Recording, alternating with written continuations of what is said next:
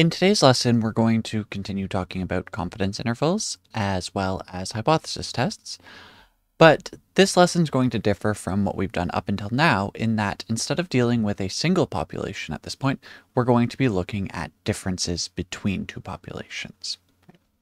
So with today's lesson, we want to understand the mean and variance for the estimator of a difference of means. So if we're thinking about there being two populations and we want to know what's the difference in their means, we're going to look at an estimator for these.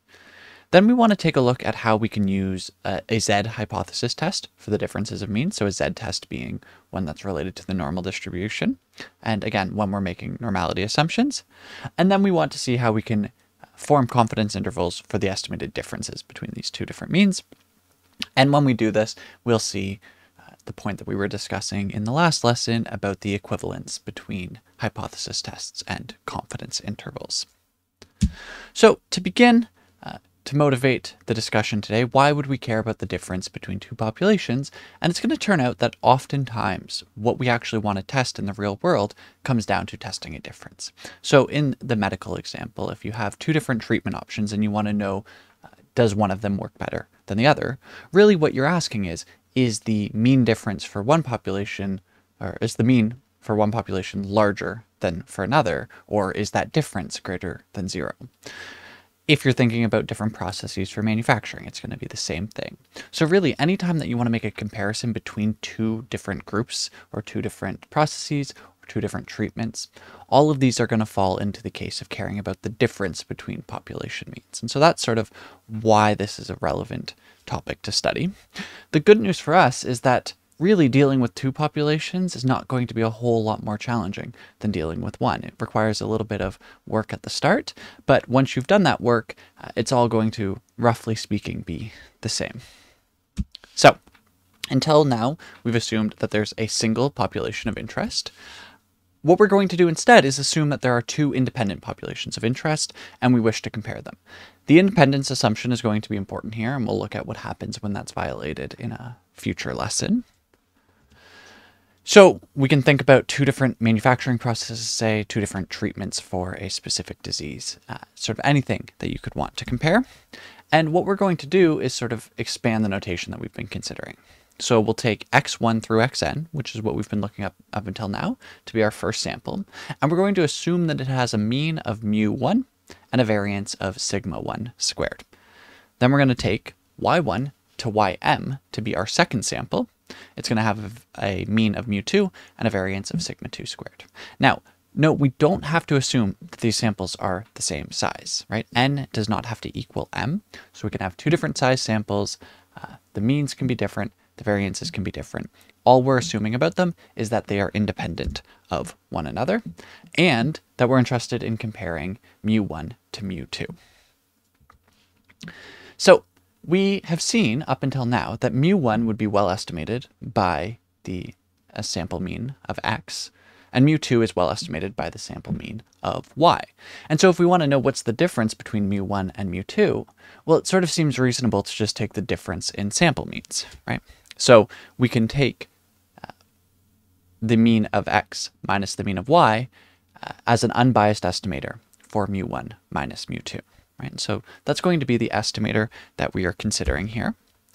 And we can consider what the variance of this is going to be, right? And because we've assumed that these two different populations are independent, we can get the variance spread over addition here, right? And so an important point is that if you subtract two variables, it's going to be, x bar plus -1 times y bar, right? So then you can separate them with the addition, but then that -1 is going to come out and be squared. And so even when you're subtracting the variables here, the variances are always going to add. But so we get sigma 1 squared divided by n, or the sample size for x, plus sigma 2 squared divided by m, which is the sample size for y. So that's going to be the variance of our estimator. And then what we can do is form a Z statistic in exactly the way that we've been doing before, right?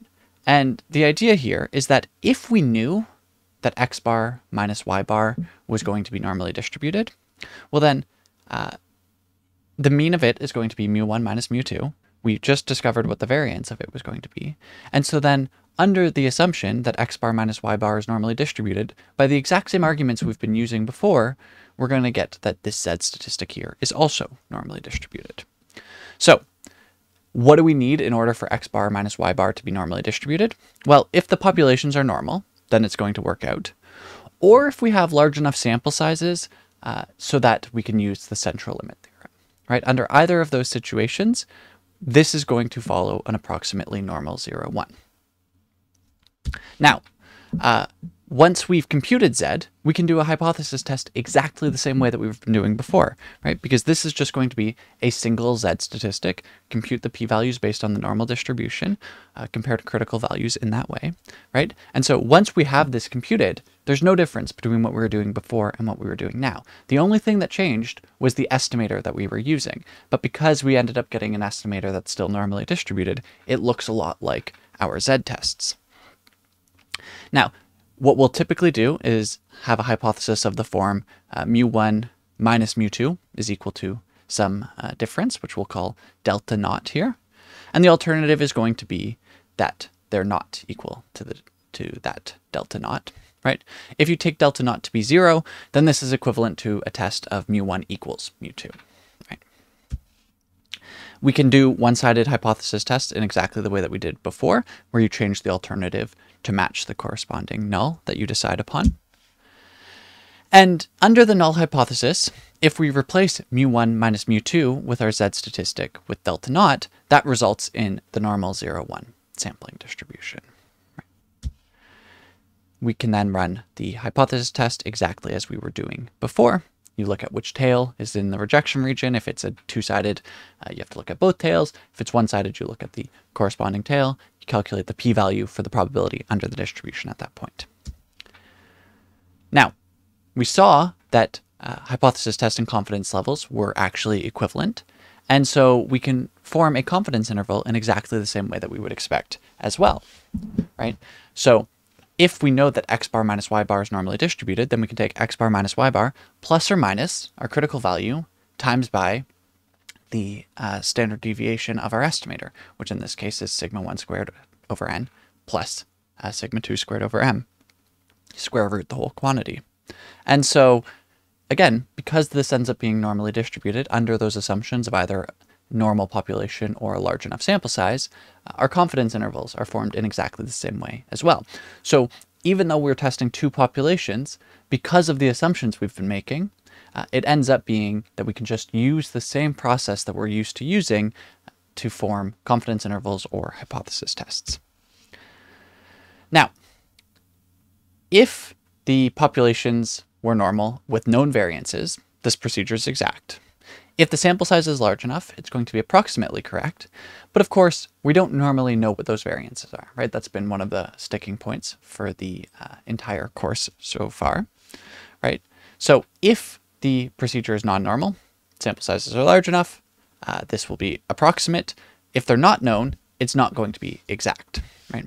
And so what we'll do is we can replace s1 squared and s2 squared, replacing sigma 1 and sigma 2 squared in the exact same way that we've done before. Now, if the sample sizes are large enough, this is still going to hold approximately.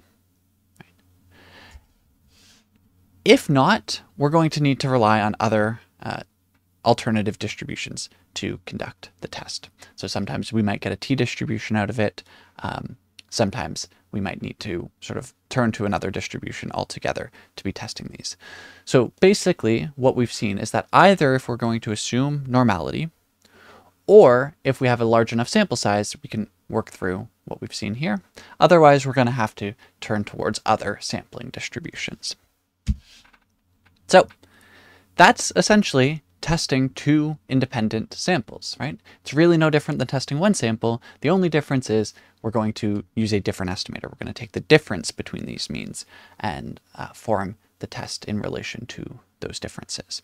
So two populations can be compared under the assumption of normality, estimating the mean difference, and then the difference of the sample means as our estimator.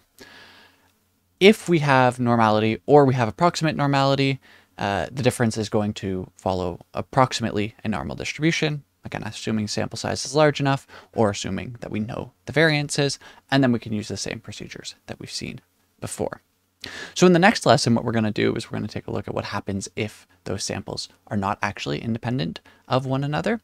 And so I hope to see you all in that lesson.